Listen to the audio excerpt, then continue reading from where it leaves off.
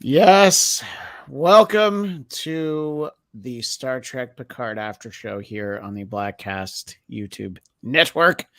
And it's our coverage of the penultimate episode, but I feel like we're going to do a few of these shows after the finale. So it's not really our penultimate episode. So we'll have some time to talk about it. As always, I am Christian Blatt. Welcome to all of you out there in the chat. Wherever you may be, however late it might be there across the pond, Craig Robinson, if you've found time for us. Our returning champion, Katie Hampton. Hello. What's up, 3 weeks strong? Yeah. Yeah. And of course, you people know you affectionately as El Sassy Pants, and the soon-to-be Mr. El Sassy Pants, who has been referenced on the show, but making his debut appearance here. Mark Hampton. Mark, thank you so much for taking the time to be here to talk a little Trek with us. Oh, my pleasure. I love nothing more than talking Star Trek.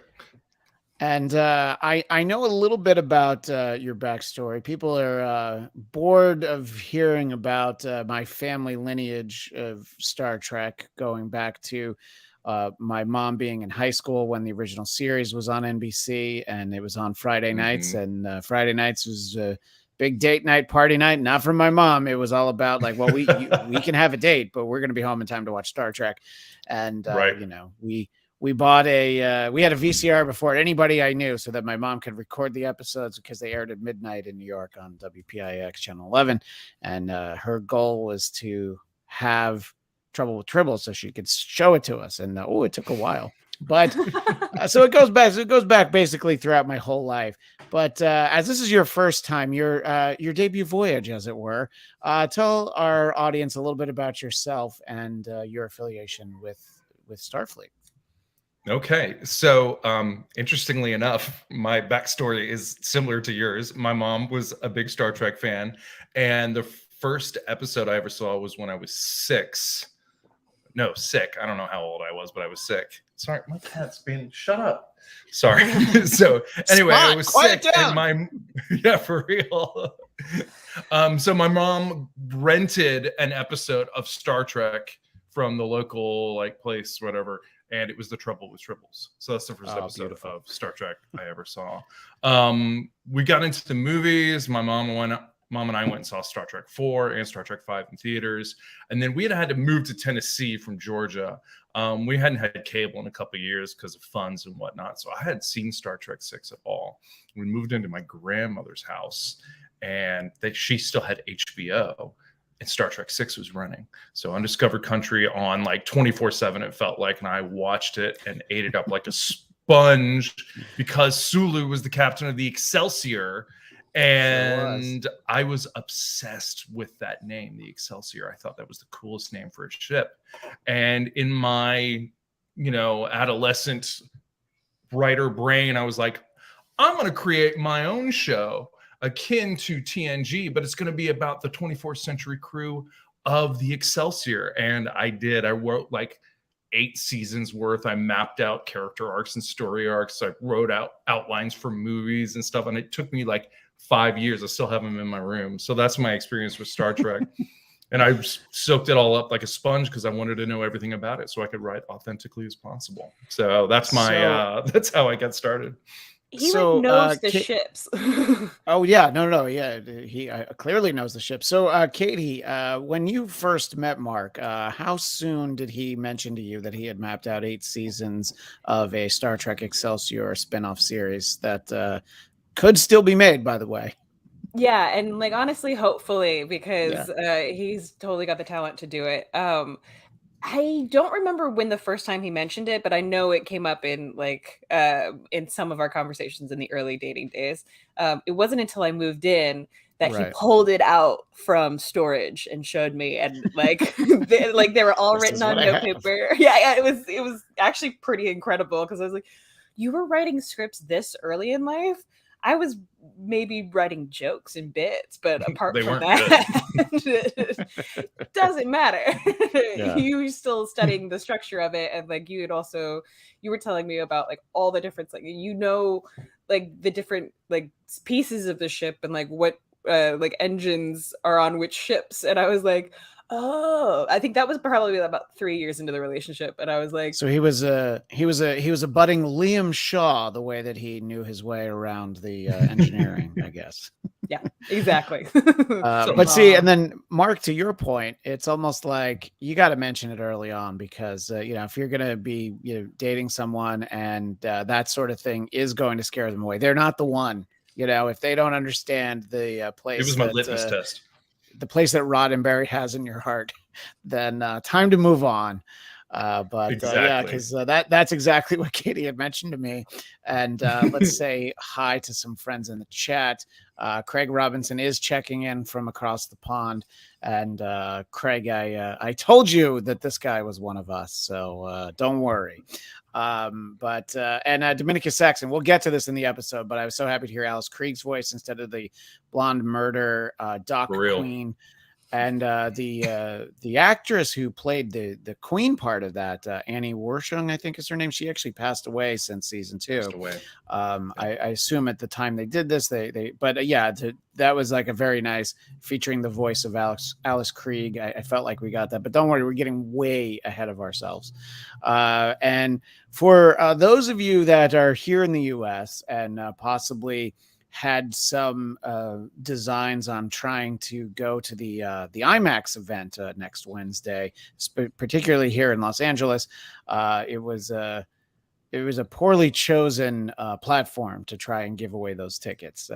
Something called GoFobo, but not to be confused with my pal Flobo. And it just crashed repeatedly. And people did get to go, and it filled up eventually, but. It made me long for the ease of getting Taylor Swift tickets on Ticketmaster. That's how badly run this rollout was. Same audience. Kind of. Let's just point out that maybe they weren't for me, but I was online both times trying to get those. But in any case, I love it. So, and the interesting thing is I had multiple people who are very well informed and media savvy that both had the impression that the finale wasn't going to air on Paramount Plus. It was only going to be on IMAX screens. And I'm like, wow, that would be really shitty if that's what they're doing, but they're not doing that. They're just showing this episode that we're about to talk about, episode 9, and then episode 10, a few hours before you're able to see it. And then there's a Q&A that will have been filmed. I don't know if they're doing it live or if they've already done it. I'm not quite sure what that is, but we'll all get to watch it. And I don't know. I mean, what are they trying to do to nerds? The same night that we have our Picard finale, we're going to have the Mandalorian finale. And I can't stay up at midnight to watch both of them. I can consider staying up till 1, but I can't stay up until 2. So I'm going to have to pick and choose, but I know which one I'm more worried about being spoiled. And it's this one right here. As we've talked about on the show, the two of you are getting married next Saturday.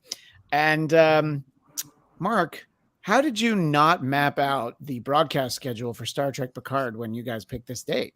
Or is this Katie's I did. fault? I wanted it to the farewell voyage of TNG. I wanted it to coincide with the beginning of my new life. Yeah. So I have a one-day buffer in between. This was completely orchestrated. You're gonna be all cried out by the time we get to the wedding. Yeah, right. I'll be completely dehydrated. I know. But Katie seems to think you'll have time to watch the episode after it premieres next Thursday, but that she might not. And it's I guess it's a testament to you that she's putting you before Jean-Luc. So I want to dive into that was part of the engagement. Right. It's like the prenup. You can put one TNG cast member in front of me, but the rest of them have to be. That's her hall pass, but it's not. But it's just TNG. TNG. By the way, I need you to show your shirt real quick if you can. Oh yeah. Oh wait, hold on one second. Let me keep showing it off for a second so that okay. Oh, there we go. That's Beautiful. Shaka when the walls fell tour. So Mark, again, with this being your first appearance on the show, I want you to just take a minute and give your thoughts leading up to episode 9. We're going to dive into episode 9 in a moment, but how you felt throughout the previous 2 months here. And you're going to see me pop out for a second, but I'm listening and I'll be right back. But give us your thoughts on season 3 thus far. Yeah, I think it's been pretty excellent, to be perfectly honest. There have been an episode or two that haven't risen to the level, I think, of their best episodes this season, but I think that's par for the course for any television show, to be perfectly honest. But I've really enjoyed it. I think it's structurally been really interesting. It has really been an interesting examination in serialized storytelling, where they still kind of have an episodic feel at times. Like when Roe came in, it was like, this is the Roe episode, and they're definitely covering this in that little segment. And there's always kind of a new obstacle, a new mission that helps them overall in the serialized storytelling. I think it's been very well constructed. Wonderful moments for fans of Star Trek and Star Trek The Next Generation alike. I don't really feel like it's been as fan servicey as it has just been kind of a sequel, and it's a sequel to First Contact, and it's a sequel to Best of Both Worlds, and it's a bit of a sequel to Voyager and Deep Space Nine, and I think they've towed that line very well. And creatively, I think it is such a step above season 1 and 2. I feel like the ship had sailed off course, and this is a major course correction, and it feels like the 5th TNG movie, and it's just 10 hours. I've loved it. Yeah, no, I agree with all of that. And it's fascinating to think about the fact that, they finished production on season 2 of Picard on a Friday, and then on Monday they started season 3, because you're like, well, clearly there are years between these two. But no, and the quality, it's almost like, when a series has, like a bottle episode, an episode where they're, indoors, they're saving money for later in the season. You almost feel like season 2 was saving the money for season 3. They budgeted, there's one budget, and the joke that I've beaten for the past year is that season 1 of Star Trek Picard was Space 1999 bad. Season 2 of Picard was Galactica 1980 bad. And in every way that Galactica 1980 was bad, that's what season 2 was. And it's crazy to think that it's the same people. Terry Matalas doing a much better job with season 3. I think that there was a baton passed to him some point during season 2. There was. But it's interesting what you said about it feeling like the 5th TNG movie, because in his mind, he and the other producers wanted to do what they felt like would be like a season 8 of Next Generation. And it really, there are elements of Picard that remain. One of them being a character that Katie That might know who I'm talking about, who I'd rather. Oh, Mark does too. Character who nobody needed, but that's okay. We can move on from that. But it really is a TNG show. And my friend David Weiss, who's been on the show, he hadn't watched season 2, and he knew what I thought of it. And I was like, just skip it, just jump right in. And he hasn't missed a beat. And I think that's really where we should be. All right, so let's talk episode 9, Vox. And Katie, your thoughts. I got an all caps text from you yesterday, and that was the funny thing. Was it was literally because look, I have Paramount Plus with commercials, right? I'm not gonna pretend that I'm some highfalutin jet setter who pays for the version with no commercials. So I was waiting for the commercials, and it was like literally when you texted me, I'm like, it's about to start. And I was glad you didn't say anything. The text didn't betray anything that happened. Especially, which we'll spend time on, the departure of a character I'd grown quite fond of. So your thoughts about this 9th episode here on Star Trek Picard season 3? Freaking loved it, and I freaking called it about the Borg. Freaking called it. It was right here on this podcast. You did. Like, there's a weird thing with the changelings that feels very Borg-like, and I honestly, that was one of the things that like I knew when texting you or like even posting. I was like, I'm just gonna write Picard with like a bunch of exclamations because I don't want to ruin it for anyone. You know, people don't have the schedule that we do, so they don't watch it right away. So I get it, but I was so enthused because they did such beautiful, very like underplayed references to the Borg and to Jean-Luc Picard as Locutus, and it was a theme of it, but it wasn't an outright like, I don't know, this seems kind of Borgy. But like I thought like them finally pulling back and like revealing the Borg cube, I was like, first of all, yeah, Swedish. uh, when they finally like revealed what it was that Counselor Troy saw, I was like, oh yeah, I just like, I've never predicted something like that before, and it felt like, oh, this is so accessible that even I can like be like, yeah, okay, I thought I saw that coming, and that wasn't just like a crazy ideal. And how great, like the combination of a changeling and a Borg, like that kind of evolution is terrifying. Like what's more terrifying than like what was already an awesome and evil villain, and then when we lose like a really great villain the episode before, I'm like, you know, it's going to be something really evil. And a combination of changelings and Borg I thought was just like, mwah, chef's kiss. I loved this episode. Wept at the end for so many reasons. Big fan, really loved this episode, and I'm gonna buy this on Blu-ray as soon as it comes out. None of the other seasons, but definitely this season. Oh yeah. No, you know what they might do, like what they did with The Godfather, where if you wanted 1 and 2 on Blu-ray, you had to take Godfather 3. So it's almost like they're gonna put out the whole series as a set, and it's like you want the good season, you're gonna have to take Space 1999 and Galactica 1980. The only reason why I felt like we weren't getting the Borg is I felt like season 2 really tied up the Borg. However, just today, Terry Matalas had said, "Oh no, that's an alt timeline friendly Borg." That what's Murder Doctor Lady's name?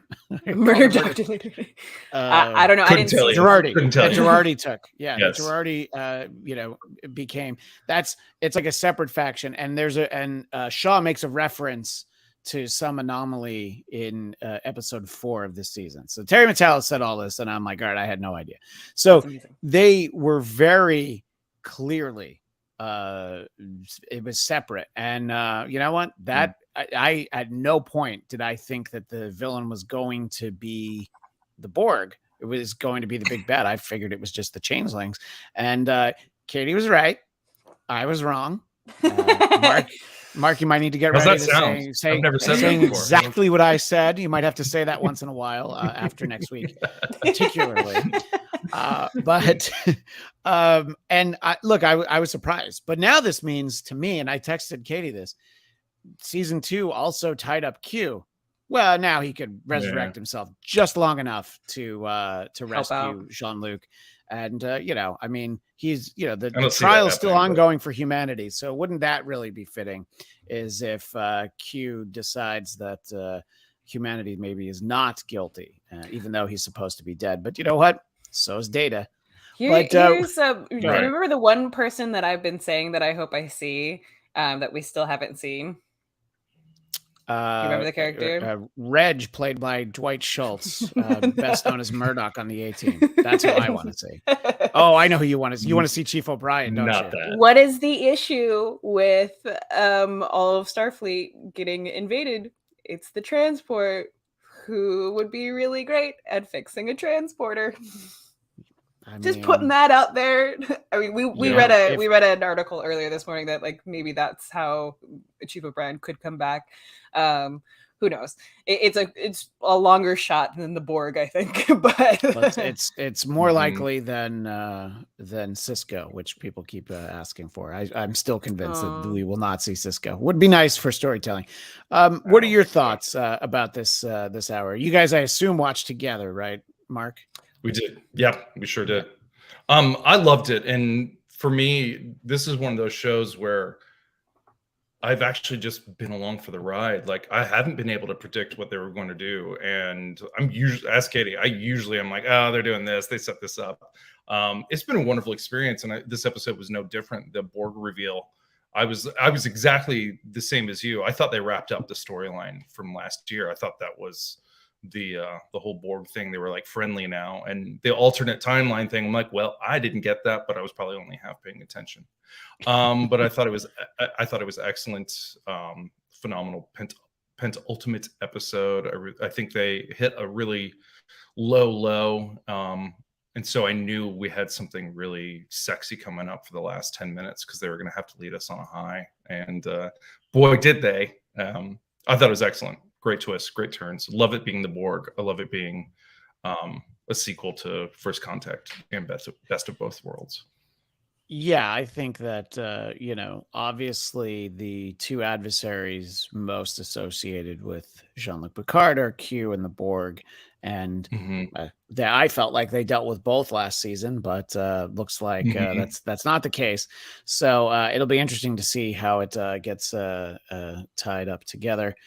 I don't know if this is true, but Craig Robinson says Tim Russ said he's coming back for one more episode. Just have a blowout finale with Janeway back. With Voyager back and Janeway in the chair.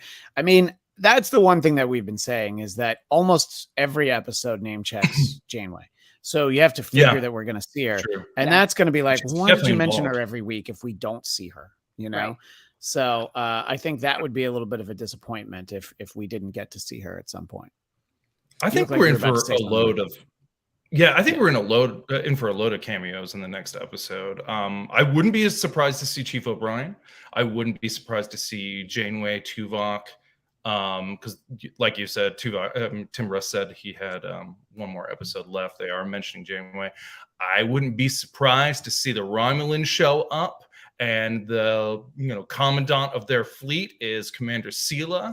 And we'll see Denise Crosby one more time because, I mean, they're doing a really good job of tying up some loose ends from TNG. And Commander Sela is one of those loose ends they never tied up after the season 5 premiere. So I wouldn't be surprised to see that. And I think it's very Star Trek and very TNG to bring Denise Crosby back. So I would expect that personally. I think we're in for a load of cameos. I'm not so sure about Deep Space Nine. I kind of feel like Worf is pretty much the only Deep Space Nine cameo we're getting.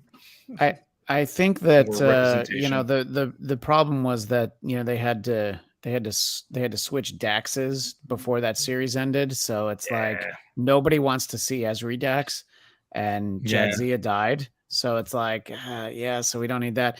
I mean, if Quark shows up, that'd be fine. But he's got to have like one line, maybe two. I mean, we don't need that much Quark. So, I kept hoping for Dr. Bashir. That's true. As we've talked about, the great Renee Auberjonois passed away, so we're not likely to see Odo and Dominicus Saxon. Anyone but Tasha Yar. That's a man after my own heart. TNG doesn't start at season 1 for some of us. As soon as Riker has the beard and Tasha Yar is dead, that's when the show really starts to take off. Man, I just felt like Tasha Yar could have been a lot cooler than she ended up being, and I feel like she thought the same thing. I think you're probably right. And look, JD's saying the same thing. We're not really bullying her. We're just letting it be known that some of us are not as big of fans. Let's kind of go through the episode a little bit. The beginning of the episode is really, picks right up from last week, which is not what a lot of shows do. It's a lot of like, hey, remember that thing you wanted to know? Yeah, even this show did that this season. They did a little pull out of that moment where I was just like, just show it. If you don't show me what this is, I'm gonna murder someone. But it wasn't like when Vadic had Riker and then we didn't see him for the next episode. So it was definitely better than that. Right. And there is that moment when Troy has the reaction to what she sees. I'm still not thinking Borg. I know. I'm a dummy. I'm like, what did she see? And meanwhile, Katie's like, yep, I'm the smart one. I mean, look, it's few and far between. I get these moments, so it was like worth celebrating. You need to celebrate. Celebrate them when they happen. This is the one time. No, you have no idea what it's like watching with Mark, who can predict literally, like, he'll pause the show, know where we are just structurally within the script, and know exactly what's going to happen next. And you have no idea what it's like to watch something and be like, you're totally fucking right. Like, come on. I just wanted Counselor Troy to be back in that onesie. I was like, you can't counsel not in the onesie. I've never seen it happen before. I definitely agree. That's the only way that any of us can be counseled. And go ahead, Mark. I do like, I said this to Katie. I was like, I love that we're actually seeing her do what she did, because if you watch the movies without TNG, I don't think you have any idea that she's an empath. I think she counsels like once she comes in to see Picard. She's like, you okay, bro?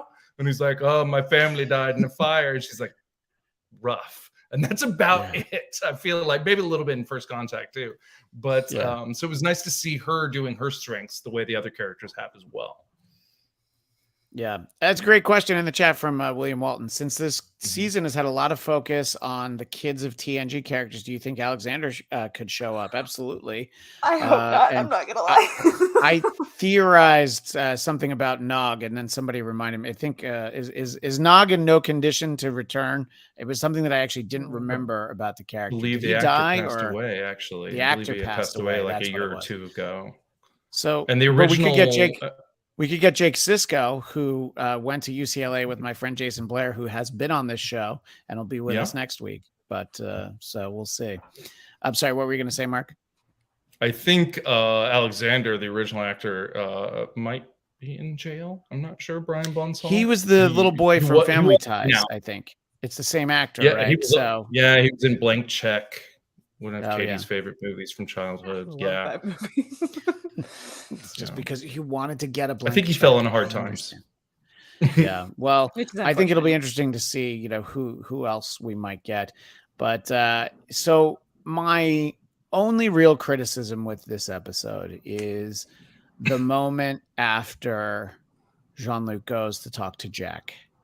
And there's, I know they're in yellow, but there's two red shirts lightly armed to basically, take into custody Jack Crusher, and who is able to then get from there to a shuttle and fly to the Borg cube. I thought for a second they let him escape so they could follow him. Nope. He just escaped. He really outsmarted them. And I was like, okay, so like no like stun pulse, Worf isn't there. I mean, you have those two guys that are supposed to stop, I don't know, the Borg Vox. So I didn't let it ruin the episode for me, but it definitely untangles what is mostly a nicely tied up story through that point. And it's one of those things. I don't need a lot. I just need to be convinced that he did something truly special to get off the ship. If he uses his little mind control thing on everybody and basically makes them all just stand there and stare straight ahead while he sneaks out, it's almost like pausing time. He could have done, I would have been fine with that. I was just like, oh, so this is it. And I don't know. Did it bother either of you, or is it just me looking for something to complain about on a Friday?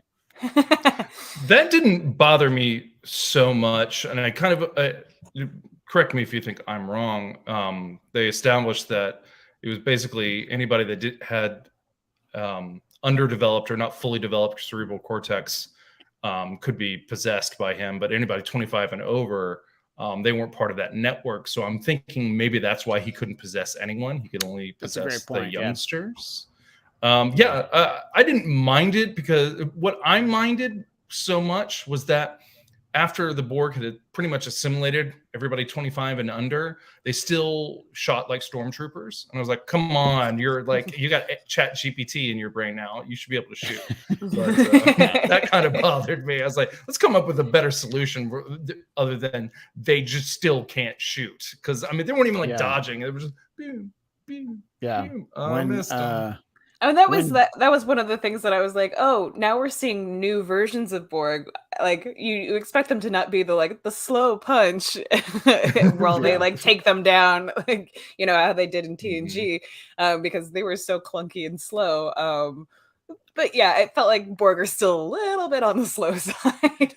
What I said, what I texted with Katie after the episode was over is that I always knew that the generation under 25 was going to destroy all of us, and Star Trek confirmed it. So thanks for ruining everything for the rest of us. It was an interesting wrinkle because it does kind of, you know, it gives them a way out. It creates, some, I don't know. It definitely fills any logic holes that there might be, that he's only limited to that. And it's also why they had the actor, not play his actual age. What he's like 40. Right. It's like, no, he's in his early 20s. Can't you tell? Especially at the bar when Social Security.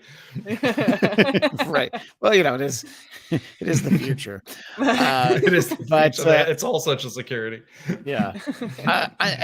I don't fault the writing. I don't fault Jack Crusher, the character, for thinking, well, I'm gonna go, I'm gonna go right to that Borg cube and I'm gonna go kill me that Borg queen.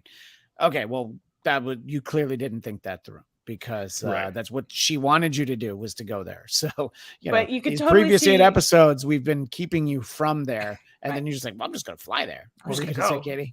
I was just gonna say that, like, it feels very young Jean-Luc in a way. Like, it feels like you see so much, and like, I love that Jean-Luc was like, he got the best of you and the worst of me, and I think it's pretty true, because Beverly didn't say no. She was like, yeah. Demetrius Saxon has a theory, which didn't come up on the screen. There it is. The assimilated Borg were slow because of uplink lag on the server. I think you're lag. Spectrum. Yes, 25th century. True. You're still slow. Still can't get up to 5G. Go ahead, Mark. Go ahead. Yeah, no, I was thinking one of the reasons I think you had to get Jack to the Borg Queen is because they kept saying he's like a broadcaster, right? He sends out the signals. I think that's going to come back into play big time. I think he's going to somehow maintain some type of autonomy within the collective, and he'll be able to end up controlling them and moving them around independent of the Borg Queen. That's what I felt like was being set up. Right. We'll see. Wasn't it a major plot point, a vulnerability for the Borg in season 2, that the Starfleet entire fleet was linked and they were able to? I'm like, didn't we do this already? Wasn't that a problem in season 2? The beginning of the season where they loop back, and then Jean-Luc has to try to figure out how to stop Agnes Girardi from taking over. Right. And I don't know. I'm like, I can't remember all the problems in season 2. Yeah, but because they recycled it, which is great for the environment to reduce, recycle, reuse. Which I'm not going to criticize that part. However, I was just like, well, yeah, didn't you know last year that this was a bad idea? But you know what we're going to do for Frontier Day is we're going to be all linked together. What could possibly go wrong? Yeah. So as the ship takes over, I thought that before they tell us this idea that they're under 25, it was interesting to kind of watch how it wasn't everybody, and I think it was a good touch that even Seven felt it, but she's been removed. I mean, at this point in her story, like, she's been out 30 years. Is that sound about right? 20, 25, 30. At least 25. Like, so she's been removed for so long, but even it's still there. And there's definitely some very interesting character stuff, her dealing with that, and just Picard thinking that, this run-in with the Borg is something that he was way past. And such an interesting thing to have his DNA be rewritten as code that passes on to his son. Like, I thought that solve of the aromatic syndrome or whatever was so brilliant, really well done.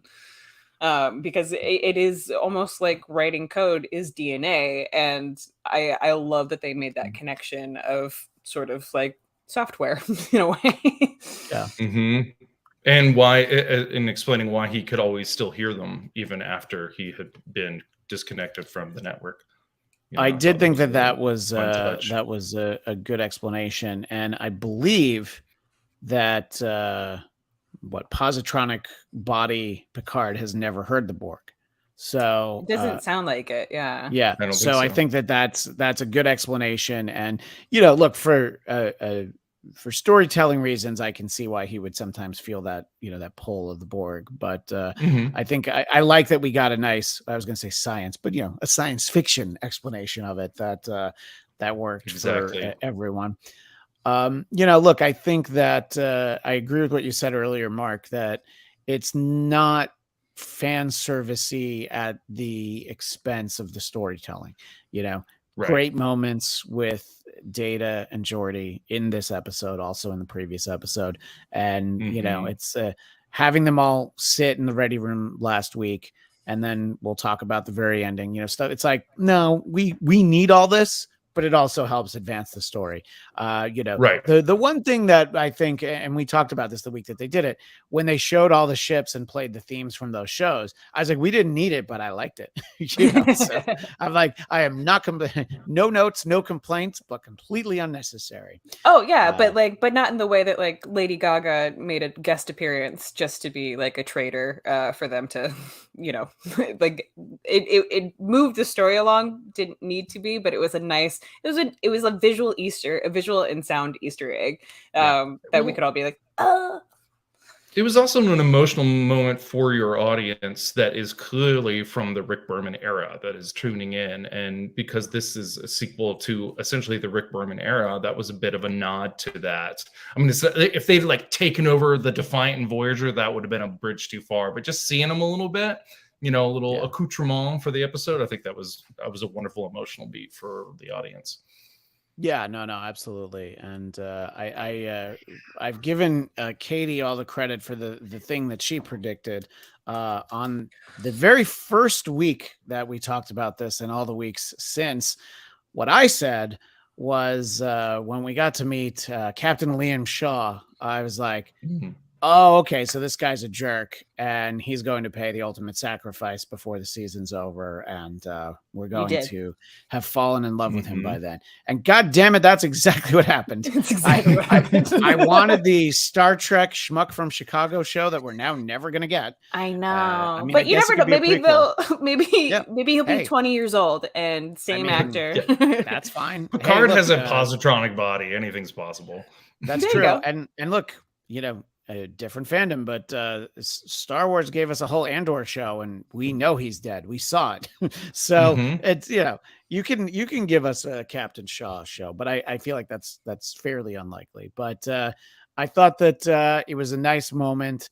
It was perhaps a little heavy-handed, but see that, and Dominica Saxon saying what I was about to say, it almost felt too cheesy that he finally called her 7 of 9. I agree, almost.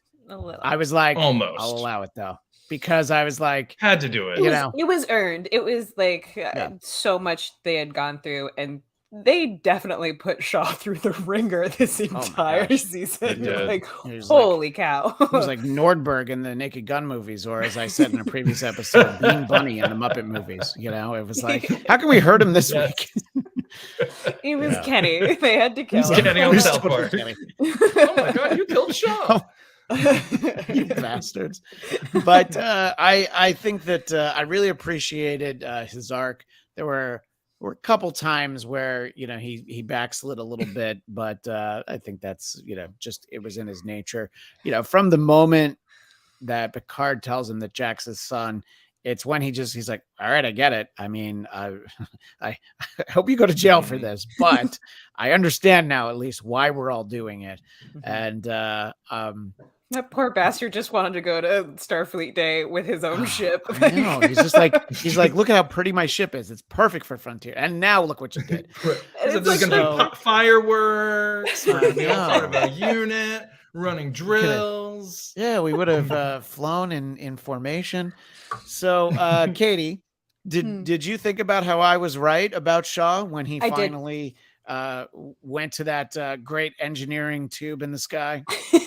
That Jeffries tube in the sky. That was the word I was looking for. I didn't quite have it. Thank you. To that Jeffries tube in the sky. There you go. That was a clean cut. I definitely, when he got shot and I saw the holes appear in him, and I was like, oh man, Christian was right. I was like, I didn't want to be. I didn't want you to be either. And like that, but like there was a part of me that was like, I have to concede because I had such a big moment of the Borg thing. I was like, Yeah. Christian totally predicted that. Oh my gosh. Yeah, and it was a bummer. And I think, Mark, you may have even mentioned that like he'll probably have to sacrifice or something, but we all kind of knew and hoped it had to be done. Had to be done. Was hoping it wasn't. I was hoping we were going to get some kind of a redemption, just that was a little bit further than calling her 7 of 9.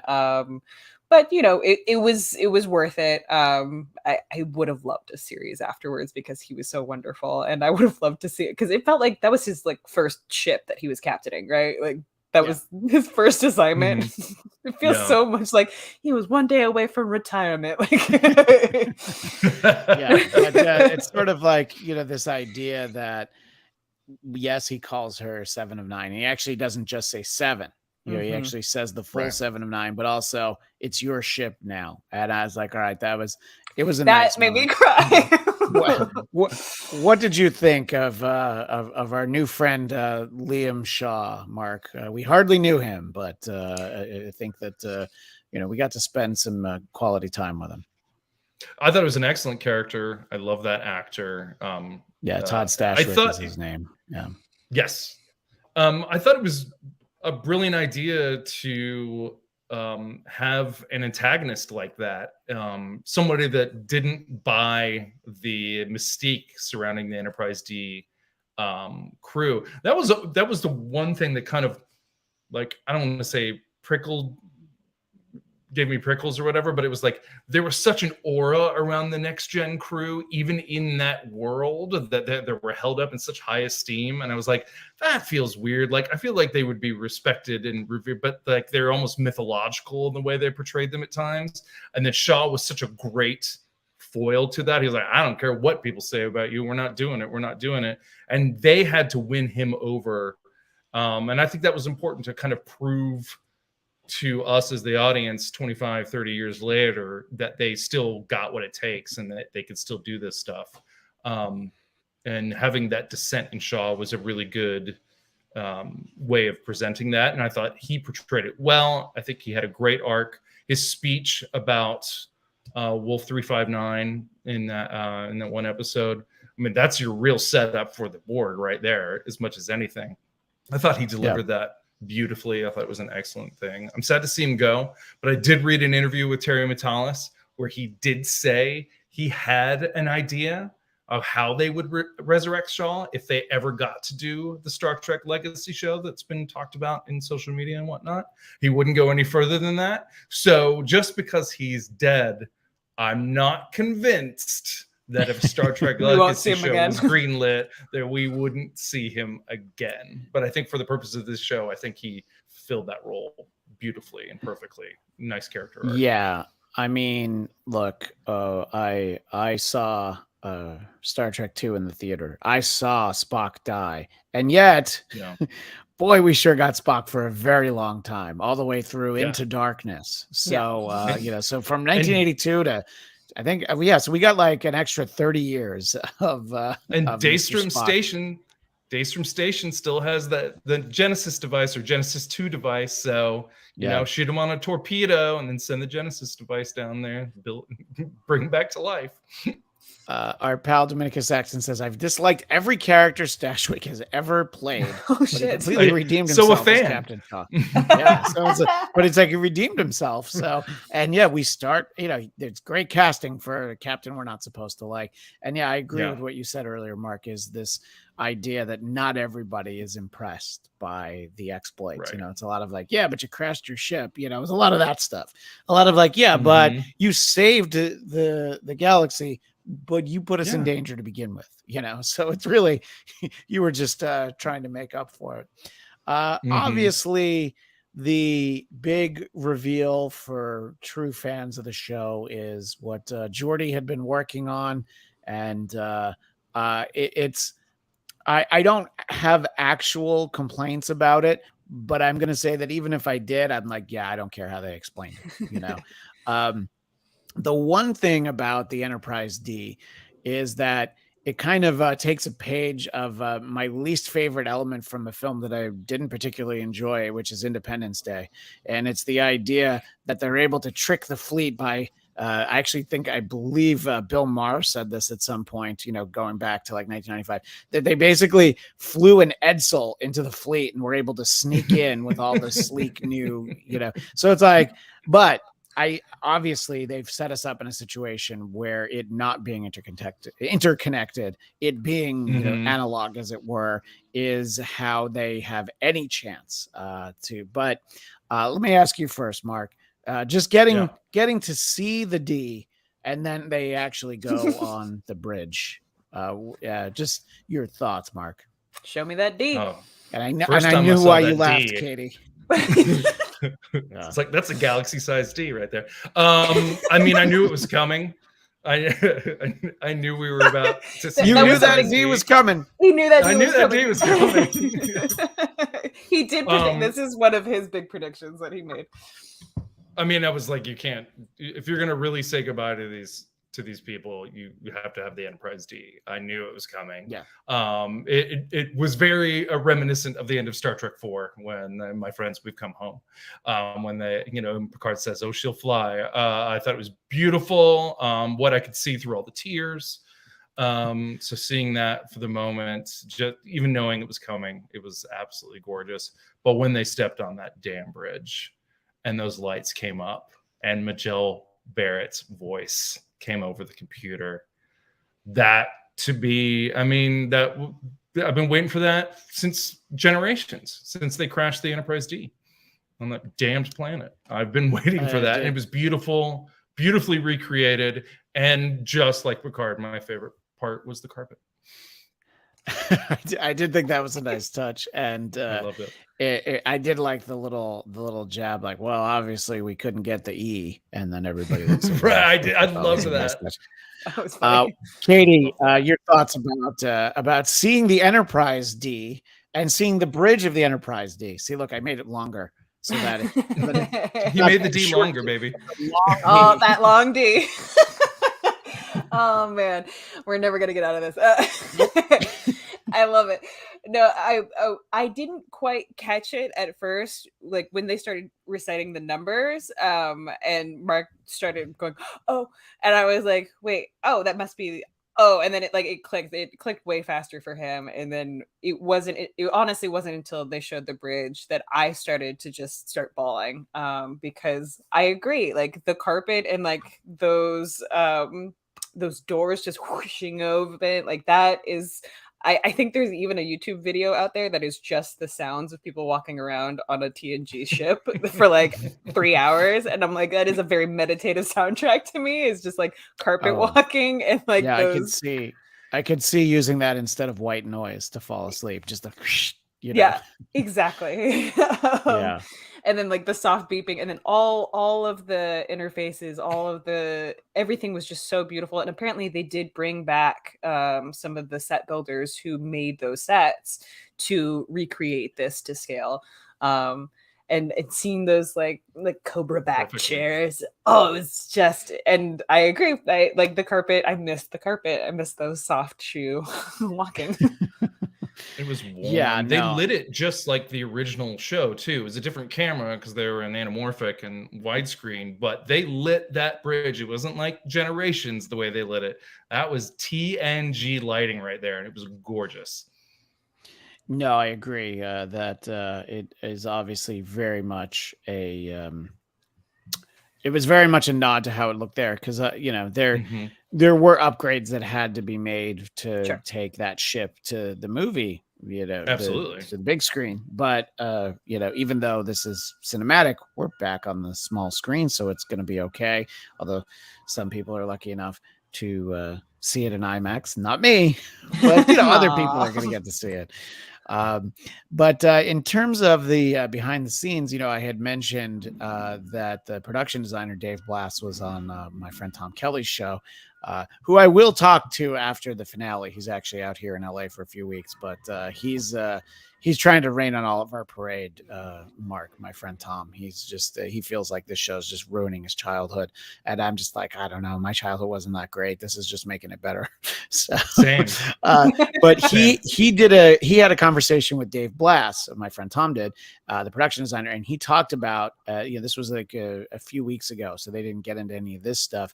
But Dave Blass talked about how they had hired a lot of the people who had done production design, set design on TNG, and I believe also Voyager and DS9. So there's some of these like legends in their field who were responsible with the way things looked on the shows back then, have been involved in, I believe, both seasons 2 and 3. So yeah, the fact that they were able to recreate it, I mean, I'm sure that you tell any of them, it's like, okay, so we know you're retired, and when you retired, you probably had a very high price point for what you do. How would you like to come back for less money, but get to recreate the Enterprise D? Well, I don't like the less money part, but I like the other. I like the second part you said. You've got yourself a deal, Dave.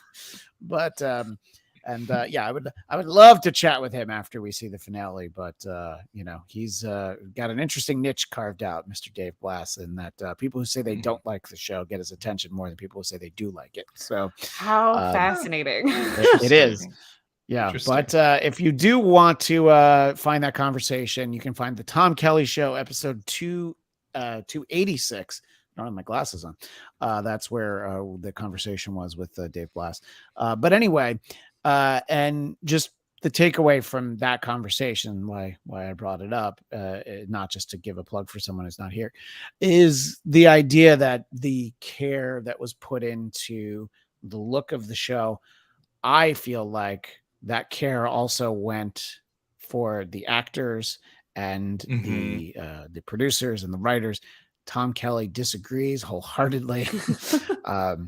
But didn't he like the first 2 seasons too? Wasn't that? No, he did not. Okay, he did not. So interesting. No, but he has the take that I disagree with, but I can't poke a hole in it, which is that the only one that he likes is Raffi because she can't ruin his childhood, but also she's consistent with the earlier series. And I'm like, actually, she's wildly inconsistent with the way she was.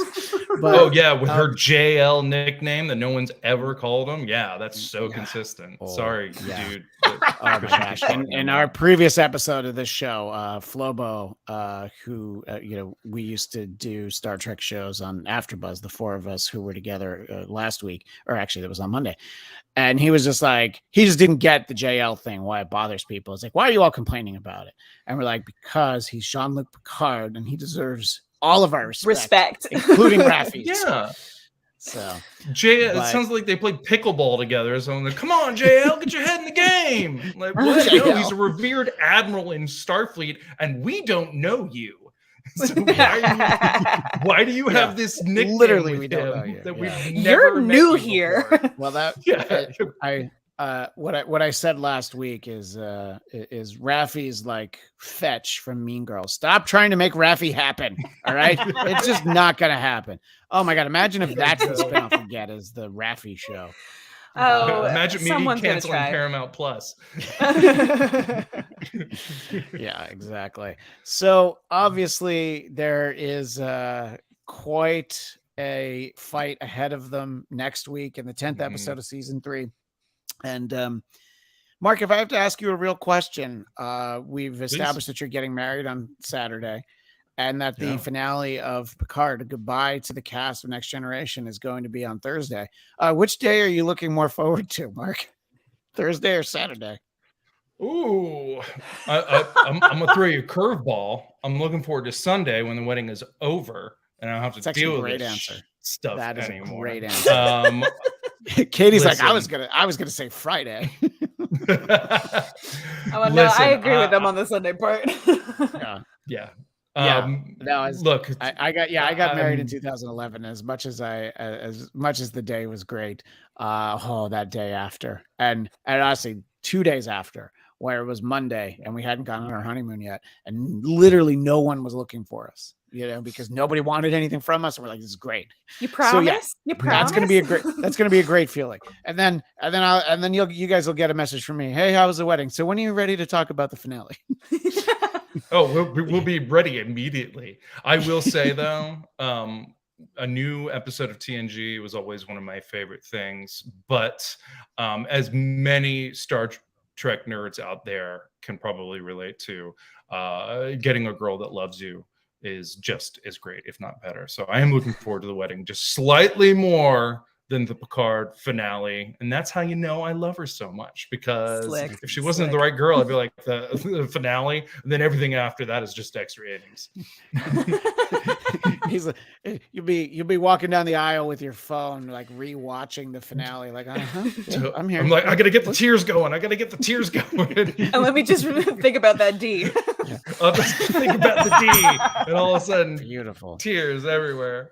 Yeah. So obviously there's so much excitement about that finale, and we will be not the three of us. The two of you are going to have a lot going on that week, but next Thursday at noon Pacific, 3 p.m. Eastern.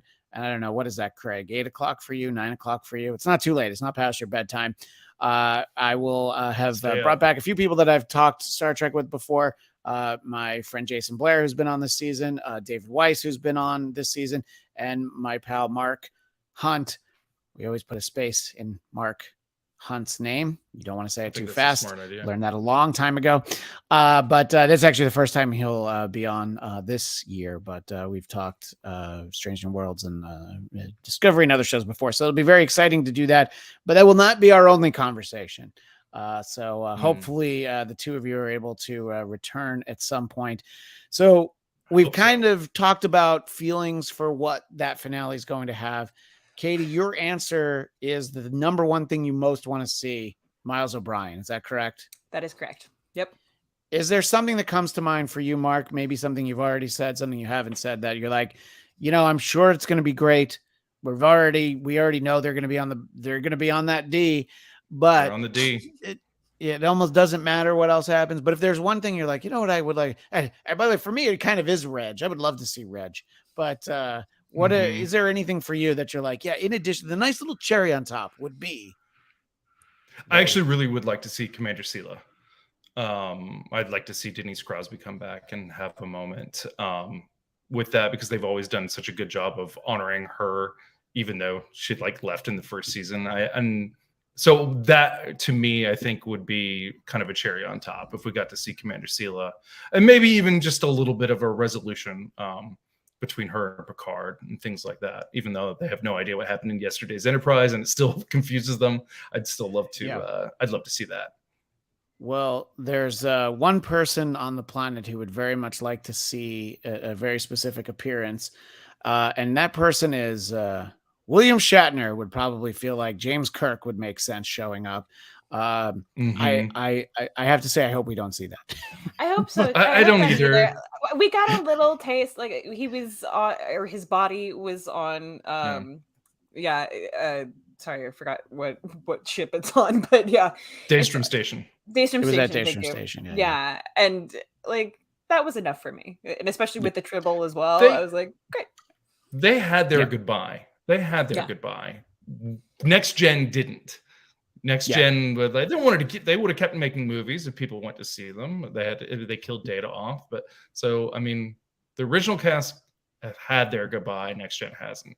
So you would take away, I think, from their goodbye by putting in some of the original cast who've already said goodbye. Right. By the way, when you were talking about your mapping out the Excelsior series, this iteration of Excelsior, someone on Twitter asked, was Elnor on the Excelsior? And Terry Metalis took the time to write back, no, he was not. So that tells me we see him next week. And that's all right. He's an important part of the first two seasons. And this is the finale of Picard, in addition to being a sequel to Next Generation. Of the new characters, he was the one that I found the most interesting. And Rios was almost tolerable. And then the other, I didn't need them. Just want to go with a couple things from the chat. Craig Robinson, Mirror Universe Shaw coming in. All smiles could be the explanation. And be really nice. Saxon said Mirror Shaw would be an even bigger jerk. This was the nice one. wow. So, Mearshaw would which be in prison. Yeah. And Dominica Saxon agreed. Loved seeing the old bridge. That's exactly what needed to happen. I think we all agree. I feel like they're going to make Worf t-shirts with the quote, "It was not my fault." You know, that would have been a pretty good rap gift, you know. And finally, Craig Robinson, I feel like they're going to make Worf. Oh, wait, I just hit that one. This is the one I wanted. Now the transporters are on the fritz. Bring Tuvix to the party. Oh, please don't. Please don't. That was actually that was a text that I got from Tom Kelly. He's like, "Oh, great. So now Brent Spiner's Tuvix," because that was like when we first met Data / lore and you know, all of that. Yep. So oh my gosh. Dominica Saxon, we're gonna have to have words about this. Rios was worlds better than Elnor. Well, I respect your absolute candor. STDs. Was Yes, chlamydia better than gonorrhea? They both suck, and I don't want either of them. They're both really itchy. So I'm told. Well, on that note, see them again. Happy finale day, happy wedding day for the two of you, and happy Frontier Day. This is going to be the best Frontier Day yet, I think. Although it hasn't gone so well so far. You know? But a couple of kinks in the beginning. The Frontier Day coordinator is going to sort it all out. Yeah, next year's Frontier Day is going to be a wedding joke. Way better. As long as Starfleet doesn't get compromised. Well, as always, if you want to follow me, Twitter and Instagram at ChristianDMZ, please subscribe to the Blackcast YouTube channel. Amongst the things you will get there, in addition to this show, is we're going to do a fun wrap up of the Super Mario Brothers movie tomorrow, Saturday the 15th at noon Eastern, 3 Pacific. And please join us for that. And this week I was a guest on Who Are These Podcasts, which you can find wherever you find podcasts. And we analyze possibly the worst entertainment on planet Earth, which is a podcast called Hey Riddle Riddle, which is apparently a really successful podcast, and I don't understand how. So check that out. Go to whoarethese.com to find that. And I was a guest on Eric Nagel's show that he does with Brian Johnson, who people who are fans of Kevin Smith know Brian Johnson. I was a guest on that show as well. Nice. But if people want to find the two of you outside of the wedding day, Katie, where can they find you? You can always find me at ElSassyPants, ELSASSYPNTS, sometimes with a Z if you're looking on TikTok. I don't have any personal appearances as of yet because we're going to be a little bit tied up with the wedding in the next couple of weeks, other than this awesome show, The Blackcast. You can always find me here on a couple of episodes, but you can also find and follow Napping Through Happy Hour, which is a sort of comedy therapy podcast that I do with my good friend Marie on the Geekscape Network. And Mark, at some point, I would think I want to break down all 8 seasons of the Excelsior show. So I'm very interested in some of the cameos that would have shown up on that series, but we don't have time for that now. But if people want to find you and ask questions about your Star Trek Excelsior series, how can they get in touch with you? Oh my God. If you asked me questions about my Excelsior series, I would probably cry as hard as when I saw that D. Mark at Mark S. Hampton on Twitter. That's where you can find me. I tweet about baseball, basketball, politics, and Star Trek. So I got all 4 categories covered for all your tweeting needs. Exactly. And Craig Robinson says, have a great wedding. Hope you live long and prosper. See, look at that. Nice. No one's going to say anything nicer that day than what Craig just said to the two of you.